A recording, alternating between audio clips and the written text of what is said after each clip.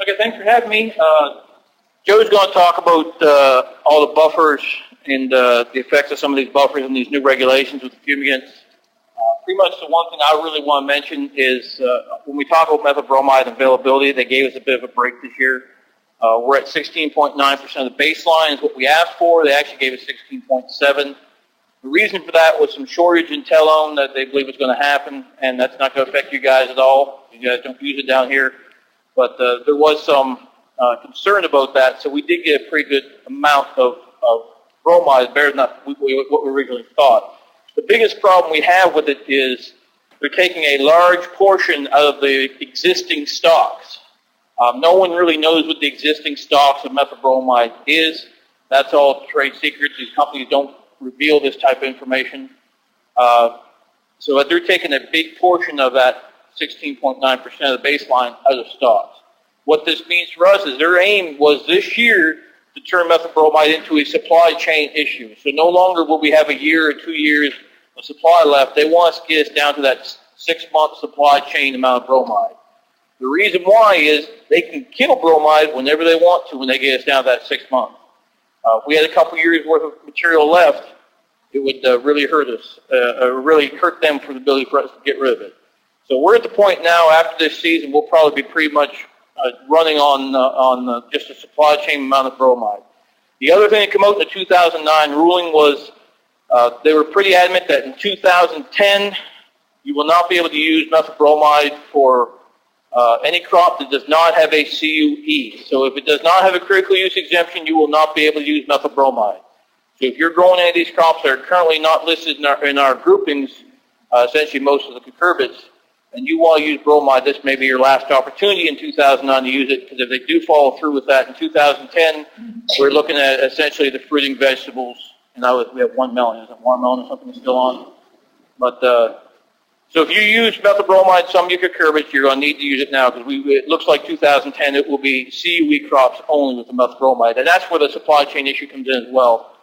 These other previous bromide amounts we've had were existing stocks. They weren't part of our actual CUE process, so they could be used on anything. So by forcing the use of stocks or forcing them to use the stocks this year, they can eliminate a lot of that bromide usage on the non-CUE crops, and that's what their goal was. Joe's going to talk about the buffer zones and some of the impacts, and buffer zones are going to be a huge problem down here, just as they are in Hillsborough County, up where we're at. There'll be some major issues. I'm going to talk about maximizing fumigant potential. Some of your guys' options are really hurt without having telone, so you're kind of limited to the products you can use, which means you have to use them to the absolute best of their ability. Site preparation, one of the most important part, and number two is probably the most important part, which is the fumigant selection, the application, the mulch selection. Site preparation, you guys do a pretty good job getting your site ready. It's a fumigant selection. Make sure you're aiming for what you need or what crops you have. You guys are essentially going to be limited to 2 really good systems and 1 partial system. Under mulch herbicide applications, we are now in a situation with methyl bromide alternatives that you will have to start using herbicides. We're trying to develop a good package for all our crops of some herbicide. We're going to have a lot of problems with weeds. Absolutely going to have a lot of problems with weeds if you don't have them already. So we need to add herbicides with them in order to actually maximize the actual fumigant's ability. It's a safeguard. Roll mill herbicide application, you guys may be thinking, well, that has nothing to do with my crop. Here's the thing, and we start to see this in some where we've seen some alternatives. We've had some things like you guys have Parthenium bad down here, but one of the things we have is purslane, common purslane, really bad up on the west coast. They let the common purslane go in the roll mills. That common purslane, one of those plants, puts out 20,000 seeds on a plant. So they don't make sure the roll mills stay clean. They've got this huge amount of weed seed that's sitting now in that soil for the next time they come out and put their crops in. So if you can keep your fields free of weeds, even in your roll mills, you can greatly maximize your ability to do a really good job with your fumigation. Post-emergence herbicides for those crops that are available. Post-harvest herbicides are a fumigant application. It's one of these things that you don't think about, but the post-harvest fumigant application actually does a really nice job of cleaning up fields. And comprehensive fallow program. And this is probably a big one for most people down here, is we see a lot of fields when we come in that are absolutely loaded with weeds. A lot of guys, and they do it up where we're at too, where they'll walk away for 2 months after you're done. You got to realize with these weeds, especially on the weed side, you've got a plant that can produce maybe only 10,000 seeds. When you start talking pigweeds and ragweeds, or 30,000 seed a plant, 40,000 seed a plant, 50,000 seed a plant. Every plant that you leave out there, you're looking at 20 to 30,000 viable seed. So essentially, you've taken your weed population and multiplied by 20 or 30,000. So a good fallow program where you keep those fields free of weeds, whether it's use of cover crops or herbicides or tillage, keep those fields free of weeds. It will make your life so much easier, especially with some of these programs that aren't nearly as good in weeds as bromide was. What we want to see is this clean row mills here, and this is up some sand land. Right here is actually not a tomato, that's actually a spiny amaranth. It's pretty interesting. It's actually a little hard to see. It looks just very similar to the tomatoes. But we want to keep everything weed-free, keeping our seepage ditches up where we're at weed-free. This is what we're aiming for, because this will make life a lot easier. Okay, so when we talk about actual bed application, it's bed preparation. We've already mentioned that. Bed compaction, a little harder for you guys to get a real tight, compact bed down here. Anybody that's on sand land, we can do some things with compaction. The more you compact that soil, the better your fumigant stays in. A little hard to compact gravel. Soil moisture is probably one of the key ones, and you guys are going to run into this one down here. Methyl bromide will gas through about anything, whether it's dry, whether it's wet, it will gas through everything. Every one of these alternatives will not do that. All our alternatives are going to get held up by water. They're going to get broken down by water. If your beds are soaking wet, these fumigants will not work, and I absolutely promise you on that. If you guys have to be able to bring your moisture back down, anybody that likes to have a wet bed to start the season, you have to bring your moisture down. You want moist but not wet. You should not be able to squeeze water out of the soil. Soil temperature, you guys are actually in a really good situation. You don't have real cold soils down here. You can do a very good job. Your biggest concern is to fumigate when it's really hot. And that's where your mulch selection is going to come in. You're going to want to use VIS. Fumigate placement. A lot of guys used to bury the bromide deep. A little hard to bury it deep in these soils, so your fumigate placement should be somewhere around that 8-inch area with a lot of these alternatives. We start talking K-PAM or Vapam, we want it at 4 inches. Mulch selection, once again, for you guys, as warm as you are most of the time down here, and with the fact that your soils are not the best ones in the world to be fumigating, the gases going to want to come out of the soil quick, you will want to be using VIF plastics. That would be my opinion. You can use some LIs, they're good barriers too, but I would not recommend using LDPEs. Unless you're looking at doing a 3 or 4 crop rotation on that plastic, then you're going to need to use an LDPE. You need to expect a lot of weed escapes when you use that LDPE plastic. Compaction, this is talk about a little bit of how compaction affects here. This center bed here on some sand land, Georgia, you look how loose this edge is and how tight this edge is. Essentially what we had happen here was we had a bunch of gases in the soil. We were going back and measuring on this trowel. We actually found out that we had more gas in this bed than either one of these beds. And we were measuring the gas coming out through the plastic, and we found more gas coming out through the plastic in these 2 outside beds. The reason is, and we didn't realize we had it, we actually captured it with this picture, this center pan was lower than these other 2 pans. So you're sitting here at 4 or 5,000 pounds, putting more pressure in the center bed, and compaction made all the difference. And they've done some work in Georgia showing that, an inch out the top length was giving them about 20% more efficiency on keeping on the fumigant in the beds. So it's one of these things that you can make sure you play with your equipment. It's not on the compaction side so much for you guys, but make sure you're filling that bed. Make sure you're getting a really nice, even, tight bed the best you can. A little bit of time, like I said, it took them 30 seconds to wind 8 rounds out, or 20 seconds to wind 8 rounds out on that rig for 20% increase in their fumigate retention. So pay attention to what your rig is doing and get it set perfect for your certain situation. Another one here on some sand land, we've got some, this machine is set absolutely perfect. You can put your finger on this outside part of this bed, the center of the bed, and it's all even compaction all the way across. How are these mulches working? Essentially what we're looking at here is we are preventing the escape of the methyl bromide or any one of the other alternatives. So essentially we're creating a high concentration in the outer part of the beds, but we also increase the concentration in the center part of the bed. Fumigants work by concentration and exposure time. We have reduced our concentrations on our bromide, so that's why we're using high barrier plastic to increase our exposure time. So now when we look at these alternatives, they're all at the edge of being able to control these weeds and diseases and pests. So now we have to make sure we keep that exposure time, and that's why most of them work better on the VIF system. LDPE versus VIF. VIF keeps the gases in longer. You get better control. This is an example of a product that was not used with the right mulch. When you put this under VIF, it does a fantastic job. This is under LDPE, and this is smooth pigweed. There's a 1,400-foot row of pepper, and you can't even see the peppers in here. You can actually see the other treatments on the other side. Alternatives for down here, you have Midas 50/50. You guys have probably heard of Midas 98/2. I would prefer if you did not use Midas 98/2. When we start talking costs between Midas 98/2 and Midas 50/50, they're very similar for approximately the amount of methyl iodide. You get a bunch of extra pick, and you just lose a tiny bit of methyl iodide. We are not sold on 98/2 for its ability to control diseases. And why we say that is we've had 3 or 4 fields that have had disease problems with Midas 98/2.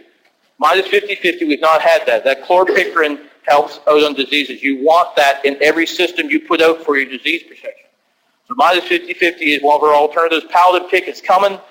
We're hopefully going to have this somewhere around the end of the year, the first of the year. And I have mentioned here at the bottom, and there is a question mark, one of our systems that we know works, in fact, probably 70% of Georgia is using the system, is called the three-way system. But it has telone in it.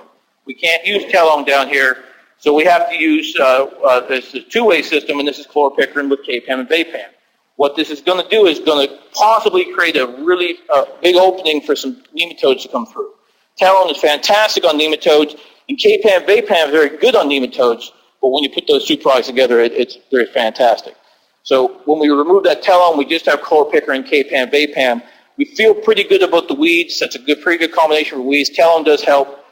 We feel good about the diseases. It's just, are we going to get enough of those nematodes? And if you have any nematode questions, ask the nematologist. He's sitting in front of me here. So we talked methyl bromide, Midas, methyl disulfide, which is the same thing as Paladin, a Paladin pick. It's going to go about 8 inches deep. Now, what I want to mention here is you will have to change your rigs. You cannot just go order Midas and stick it in your rig and go out there. You start talking about use rates for Midas 50/50, you're going to be up somewhere around that 5 gallons an acre, treated acre. Methyl bromide, you're putting that out at 10 gallons. So essentially, you've got to put out half as much product. To be able to put half as much product out, you've got to make some modifications to your system. You're talking 12.5-foot lines using the yellow poly line, and you guys need to be going to the poly line. If anybody's still using the braided metal, get rid of it. Go to these poly lines that we can help them get. And that's actually a poly line there. But we want to go and make these changes. We want to restrict that flow so we have an even application. The biggest problem we have with Midas is not an even application because we have such a small amount of product coming out there. So we want a nice even application all the way across. For Paladin, exact opposite. Now you're talking a substantial amount more product going out. You're talking 50 gallons going out. You start talking 50 gallons on a treated acre, now you're talking you got to open everything up. You need bigger lines to be able to cover everything. You need a bigger flow meter to make sure you're putting out the right amount. So if you're going to switch to either one of these systems away from bromide, you will need to make changes to your rig. Do that now. Don't wait until you're a couple weeks away from your fumigation. Do it now. Chloropicrin, we want that 8 inches deep when we start talking straight about chloropicrin itself. Once again, with chloropicrin, we're pretty darn close to our bromide application. That's a drop-in. We can go right in on behind our bromide rig and use the same rig, use the same setup. It's almost the same weight for the product itself. Kpam, Vapam, and Mike, I don't know if these even work down here in these soils. I've never had one down in soils. I don't know if they've ever put one of these rigs down in soils. But this is the mini culture rig. This is the best way to put up Kpam or Vapam. You're looking at shanking this in. These are 4 inches apart, and we're putting it 4 inches down the bed. And this is the best way to put it out. We can be very, very good with drip. We're usually just as good, if not a little bit better with these shanks. So it's one of these things that it depends on your system. Now, there is some PPE considerations. You realize you're putting this in this bed, now you're cutting the ends of rows with that product that's 4 inches down. These guys are going to have to be gloved up when they're doing the edges of the rows. They're going to have to be wearing the chemical protection. That's the advantage for doing the drip is we get away from a lot of that problem. But this is the mini culture rig.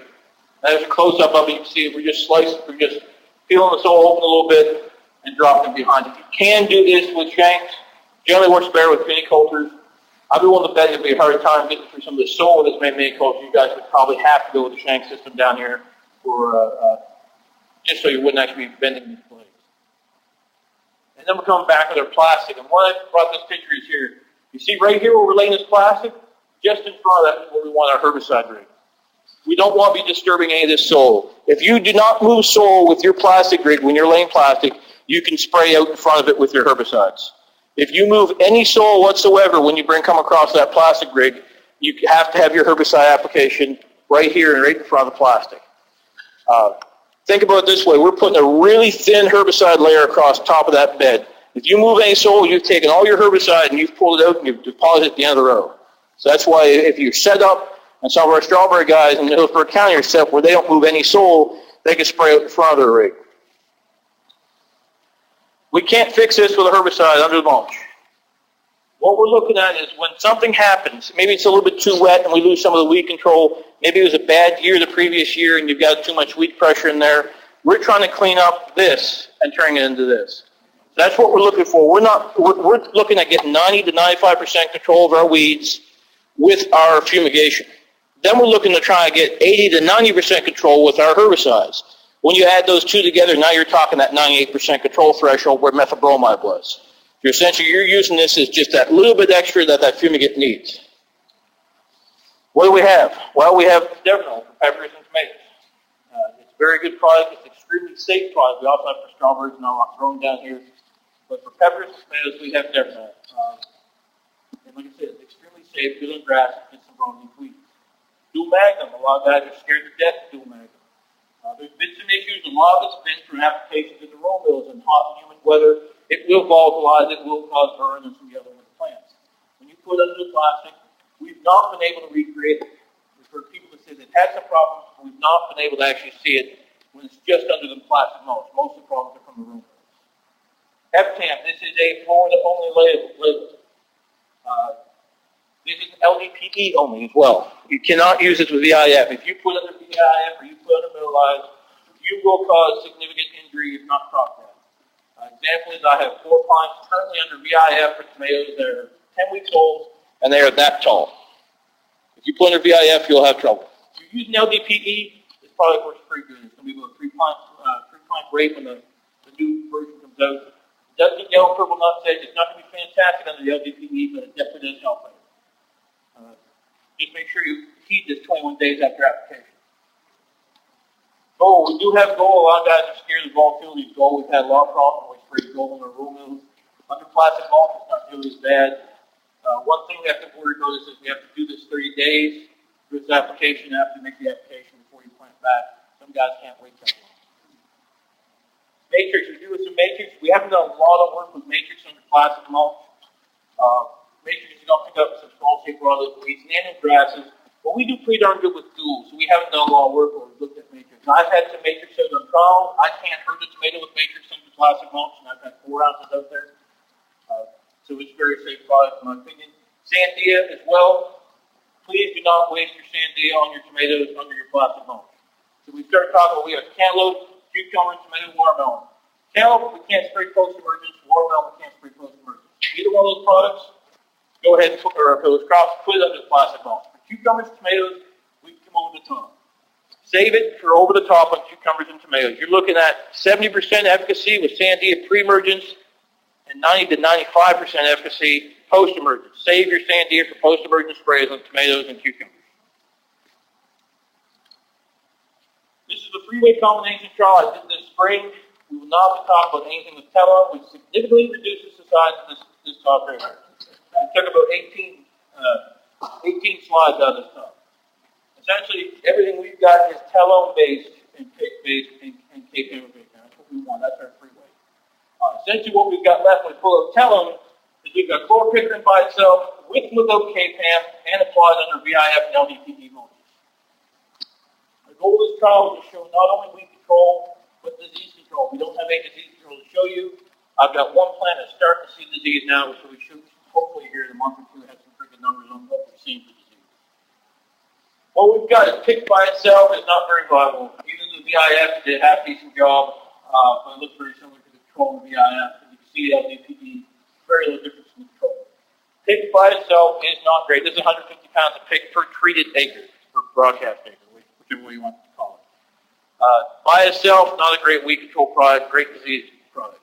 In fact, pick by itself causes stimulation of nutsedge to germinate, and weeds to germinate. So actually, you could end up with more weeds than before you started. When you add K-PAM by itself, it looks fantastic. You're missing some here on the LDPE. This is drip applied. This is a two-take drip application. This is what we can run into. Is guys come out and they put K-PAM by itself. It looks fantastic the first year, and they run with it. And they say, you know what, this is the only product I'm going to use. Well, the problem you're going to run into that is, yes, K-PAM's excellent on weeds. It's very good on nematodes. And it's fair to good on diseases. That's where our concern is. Pick is cheap enough, and you guys can put it up down here. It's a big safety protection. Put the pick with it for the diseases. Let the K-PAM pick up the weeds and pick up the nematodes. Like I said, when you put pick and K-PAM together, it looks very good for weed control. We're going to be interested to see what we get for nematodes coming out of this trial. When we don't have enough telone in there, that telone down deep is definitely going to help us with our nematodes. So it'll be interesting to see what we get here. But as far as weed control, we look very good with the pick and K-PAM. LDPE, yes, you're going to miss a few, and that's what we run into with the LDPE. You can't be as good with LDPE. For you guys, where you're warm all year round, I prefer you to use this BIF. And it's still going to be economical. Self-testing. You guys like my K-PAM slide by itself.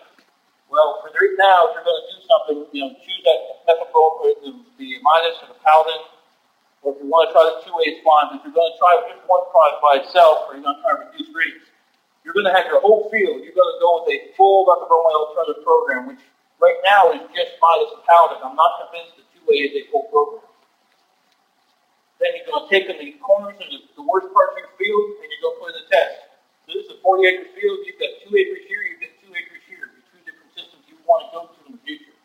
You're going to run this for 2 years. Your full program here, your single test here for 2 years, and that test 2 for 2 years. After 2 years, if one of these looks as good as this alternative program, you can switch the whole field to that. Because what you're going to have is, this is now 2 years ahead. These statements fail in their 3rd and 4th year. That's when these systems fail, in their 3rd and 4th year. So year 3, you're going to have your test 1 first year here, but the 3rd year here. Well, if it fails, then you know it's not sustainable. So you need to switch again back to this original program. So you can do your own testing. Don't just test it once, though. It has to go on the same piece of ground for 2 straight years, and then if it looks good, then you can go the whole field. And if that area looks bad in the 3rd or the 4th year, you got to switch back to this original program. So you can't do your own testing and see what's going to work in your system. We talked about spread of purple nutsedge, some work done by Ted Webster, USDA, and Tipton, Georgia. Why I bring this up is kind of the whole concept of the weeds in the fallow system. So you walk away from a field for 4, 5, 6 months. What you're going to run into? This is actually 60 weeks. This is a little over a year. This is one purple nutsedge tube. They put one tuber here, and they spread 18 feet this way and 24 feet that way. 3,400 shoots in just over 1 year. This is the kind of thing, if you walk away from it, you're looking at 3,400 shoots, 3,400 tubers or more. Even on bare ground, it's just the same. This is on plastic hull section. So on bare ground, you get somewhere around 1,700 shoots. It's only spread to 12 feet and 18 feet, so it's not nearly fair. But the still point is, you're getting a ton of weed pressure that you're now going to have to control. Keep your weeds down, your fallow system. Keep your weeds down, your row mills, and you'll save yourself a lot of problems. If we can keep our weed population low, then we just have to worry about the diseases and nematodes. We're not nearly concerned about our weeds anymore. Economics. These are my costs. Okay, I'm not saying this is what it's going to be. These are my costs. So you guys may get it for different prices. What we're looking at here is methyl bromide. We're thinking it's going to be about $5.60 a pound here in the next month or so. We're looking at $6.30 for the Fumigant, and this is our methyl bromide equivalent. So we got 0 for the methyl bromide itself. 9 pounds. We have different prices for Midas. We've heard as much as $11.46 for Midas 50/50. This used 160 pounds of Midas. It's 225 of bromide, which is where you need to be if you're using bromide. 9 pounds of the 50/50 Midas, we're looking at about $90 more. And this plastic right here is BIF plastic. These costs are for applying on a 5-foot wide bed. You're applying 30 inches. So half of your acreage is being applied. So 50% of your actual acreage is being applied. These are the numbers. The two-way. substantially cheaper. This has me concerned because it is substantially cheaper. This is 150 pounds of pick, and this is 60 pounds of K-Pan. And you're looking at how much cheaper it is versus the bromide, how much cheaper it is than the Midas. I'm concerned everybody's going to jump into this and chase that herd. I prefer you kept the majority of your acreage in, Midas or Paladin for right now, or bromide. Definitely, if you get bromide, you need to use it as much as possible for the next little while. And then it's got all these things that test us and see if it's going to last. The nematodes, and Joe can answer one of these questions where we're going to be at some of these nematodes. So mine is 140 pounds. I prefer 160, especially down here where the gas is not going to stay in the bed as long. It looks very good, especially compared to the non-treated control. Pig plus K-Pan. Once again, this is a blown-up version of another picture. This is the VIF. You need to use VIF on everything you do down here. It does look very good. You see all these new plants here. The label says 14 to 21 days, and I went 9 days with my K-Pan because my $3,700 rig said it was fine. And it was not. It was 2 parts per million. I've never had a problem before. I had a problem this time. I had to replant with 20% of the problem. We started talking about Paladin. You guys probably haven't seen this Paladin down here. You haven't heard a lot about it. Paladin will be labeled first as a 99-1, but we are going to be able to get some tank mixing to get our Paladin fixed. Don't use just the Paladin without the Chloropicrin in it. You will have some weeds. Now, it's fantastic on nutsedge. This is a non-treated here. You see how hairy it is, and yes, you get great control. This is a pretty heavy infestation. It's about 400,000 plant per acre infestation of pretty much purple nutsedge. Remember this one here, it does look good, but when you start talking Paladin pick, when you add that Chloropicrin into it, not only are you getting disease control, you're getting better weed control. And we see that when we have stuff with Chloropicrin in it. So we're looking at both this right here is what we're hoping to probably be 50 gallons. You can see some nutsedge escaping. Hot summer months, we're definitely looking at the 60-gallon rate. Extremely clean, does an excellent job on controlling nutsedge. As with all these products, you will have to add some herbicides. With Paladin pick especially, you'll have to add some herbicides, but with all of them, we have data showing they always help. Now remember, it could be worse. This is a hailstorm in Georgia, and it went right across our research station, knocked out a bunch of windows in their greenhouse. But essentially, it took all their research and reduced the whole field of research tomatoes there to just a stick. So it always could be worse. You can have one of these hailstorms. We had one the other day on the station, and thank goodness, it was pea-sized hail, and all it did was punch holes and leaves that didn't knock any fruit off. But I won't take any questions if anybody has any. Paladin is the trade name for DMDS. Paladin will be 99% DMDS. Paladin pick will be the 79-21 formulation. 79% DMDS, 21% Chloropicrin. Use Paladin pick. So you want to get, when you order, you want to get that premix of Paladin with the Chloropicrin in it. Makes it much better product. Huh? Tank mix. Did I say premix? Tank mix. Premix won't be labeled. It does a great. It's a really good numbers. It's a real good ratio for us. It does a fantastic job. We need to add some herbicides with it, but we have data showing that you add herbicides to all the alternatives makes them better. Yes, since they can't use as far as rural, is there a possibility that we could put K-Pan deep as well as the thick, and then put K-Pan at the top, somehow supplement that program? I like to think so. I just don't know how you get K-Pan deep down here. I don't know if you can 12-inch, 15-inch shank. Deep is relative because deep here is 6 inches, and deep to us is 12 inches. Yeah, I don't know if they could. You can't get a 12-inch knife in there, right? I'm guessing if you put a 12-inch knife here, the rig's going to be 4 inches in the air.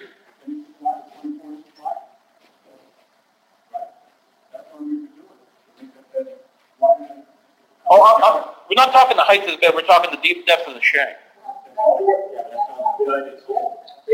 Yeah. Yeah.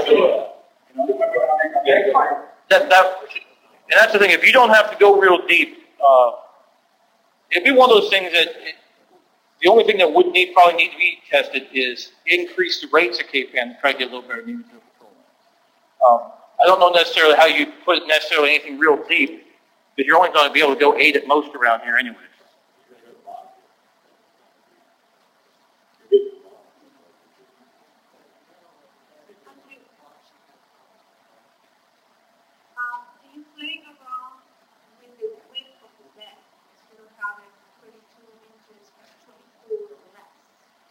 actually going to try to get that grant funded next year. The narrower your bed, the better off you're going to be for a couple of reasons. One is going to reduce the cost of your fumigant. The other one is, especially if you're going to do drip application, which Joe's going to talk about, you'll do a much better job with a narrower bed. We haven't done a lot of work on it for the horticulture side of it. We're hopefully going to do some of that next year.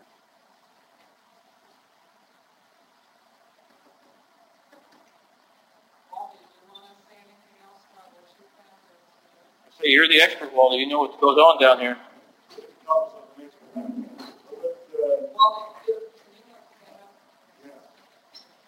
We did some trials with a combination of K-Pan and Chloropicrin.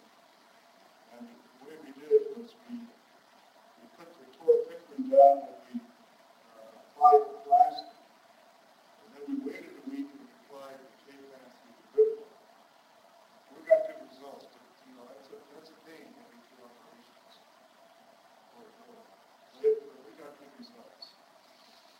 It's actually not a bad way to do it. If you can get that spread with the drip application that Joe's going to talk about, pick stimulates weeds to germinate. So if you come back a week later with that K-Pan through the drip system, you can germinate the weeds with the Chloropicrin, come back a week later and kill them with the K-Pan. So it actually does a pretty good job doing that way. You just have to be able to hook everything up and get your application out and hope you don't get 5 inches of rain and you're soaking wet.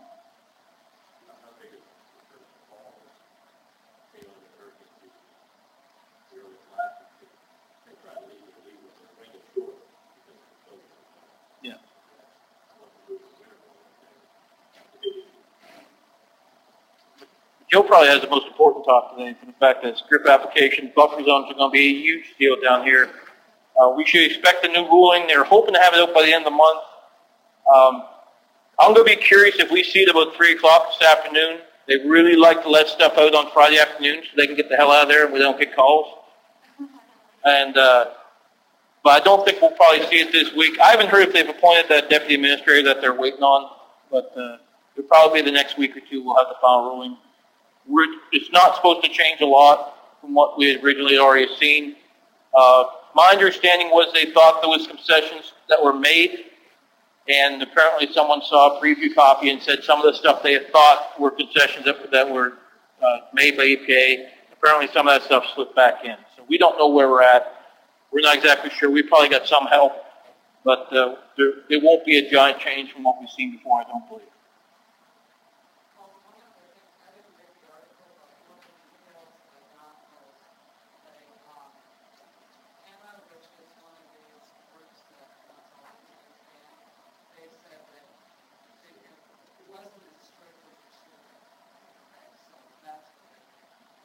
Well, they said the original ruling wasn't as strict. Nothing is ever strict enough. You know, there's people that say we shouldn't eat any cows either. We should let them go free. So. Do the description of sure on the bottom of the convention.